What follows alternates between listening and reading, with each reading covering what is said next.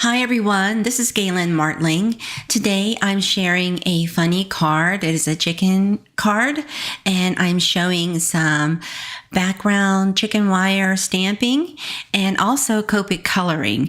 And so this is made with 2 Unity stamp kits and some dies. So for the stamping, I have What the Cluck, and then chicken wire background. And for the dies, I have postage stamp nesting dies. And for the sentiment, I have scalloped and stitched sentiment nesting dies. And so I prepared the panels first, and then I stamped onto the panels using Copic friendly ink or alcohol friendly ink. And so you want to make sure you do that if you're using Copics, but if you're using a different color medium, just use ink that works with that color medium.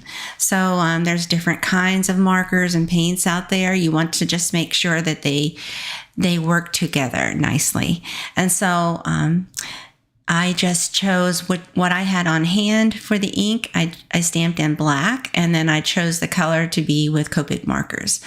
And so I just added a little bit of tan or beige on the chicken and a rust color, 2 different shades of rusty red color for the bow and the face accents. And then I come in with more of a peachy color and add into the beak and sometimes into the feathers. So I just take my time with this, and I wanted to have a variegated look for this chicken. I know I've seen chicken in all different kinds of colors, but I thought, okay, I'm going to make it fun. I'm going to make it colorful. So I added a little bit of blue-green behind the glasses just to give it some sort of reflection there.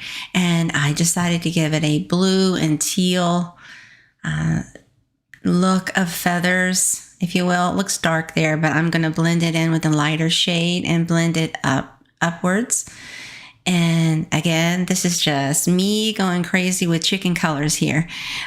You can do it however you like as far as shading and coloring. I wanted something fun and colorful. And so then you go ahead and just add some more accents. I thought it needed some more peachy color in with the feathers as well as the tan, just to brighten it up a little bit more. And this is a fun kit. It has a few different sentiments in it that are really funny, depending on your sense of humor and who you're giving it to see, who would work best with this. But I mean, it's fun. It's all in fun.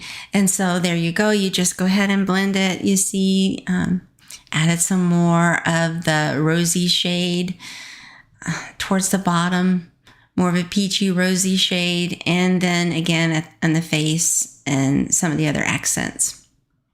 So I slowed it down today for the Copic coloring for you, just to give you a look at all the steps. And it does take longer in person to do the coloring. So today is just slowing it down and showing you the process a little more realistic in the time of needing to do it. So I would say pick out your colors first, and then go ahead and start blending per shade.